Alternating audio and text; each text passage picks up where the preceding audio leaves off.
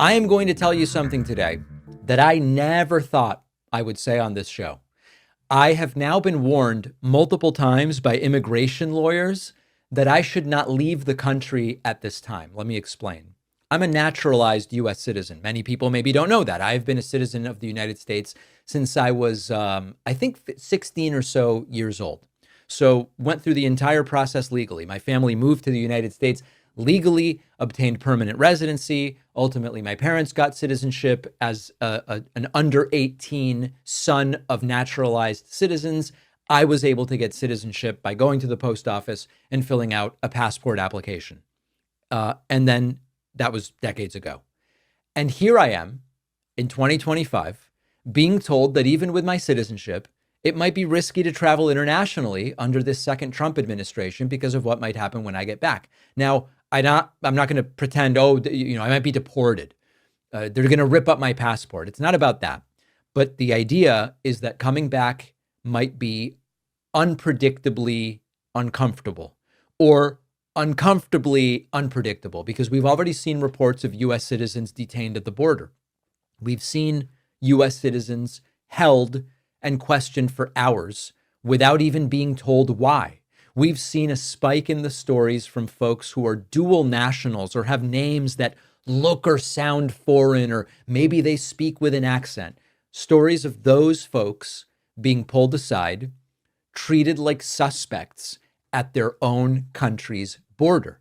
And what immigration attorneys are telling me, the ones that are paying attention, is that naturalized citizens, people like me, in Trump's second term, with the return of these Stephen Miller style policies, we just need to be careful.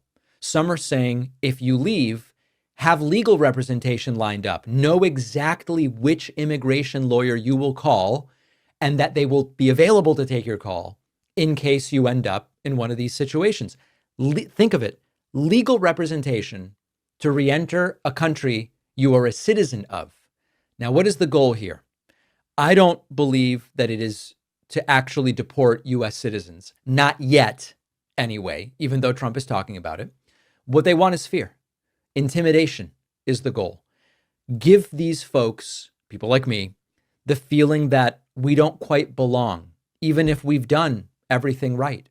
It's about making us feel like a problem, like foreigners, like we're on probation in a country that we call home. This is a hallmark of authoritarian systems. This is how they behave. You don't need to prosecute everybody. You need just enough horror stories that people start to self-censor and self-isolate and start to say things like, maybe I shouldn't go to that protest. Maybe I won't apply for this job or that government benefit. Maybe I won't leave the country for a while. And if you think I'm exaggerating, ask yourself, would you have believed if I had told you in 2015 that a US president would start floating the idea of deporting citizens or stripping citizenship from naturalized folks depending on how they obtained that citizenship? I think 10 years ago, you would have said, David, that's crazy. It's never going to happen. Because Trump has said exactly that. His administration has tried launching a task force to re-examine the naturalization records of some to see if they're eligible for citizenship revocation, if they can find some technical inaccuracy in any of the paperwork originally submitted. They've floated ideas like mass deportations, and they're starting to actually do it.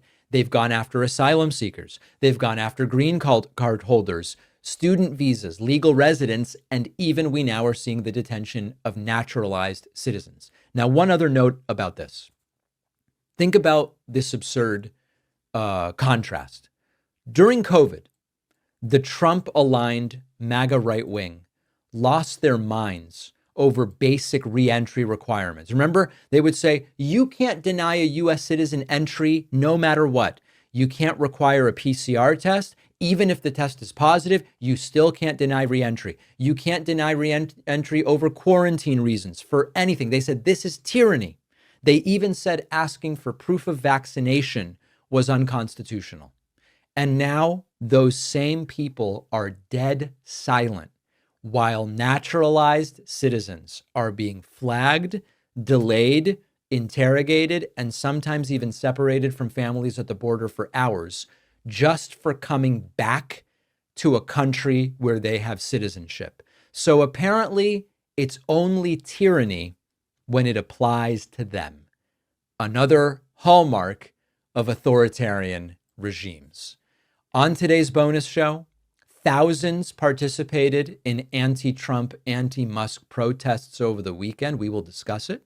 The White House wanted corporate sponsors for its Easter egg roll event, and the COVID.gov government website now supports the lab leak theory. Where does that stand today? Remember that you can get my book, The Echo Machine, a New York Times bestseller, everywhere that books are sold. If you've bought the book, please remember to review it on Amazon, Barnes & Noble, and Goodreads. We are so close to 1,000 reviews on Amazon, which is just phenomenal. And remember that to get today's bonus show... Oh, the bonus show where you want to make money. Everybody else that makes money to fund themselves is bad. To get the bonus show, sign up at joinpacman.com. I'll see you then. We'll be back tomorrow.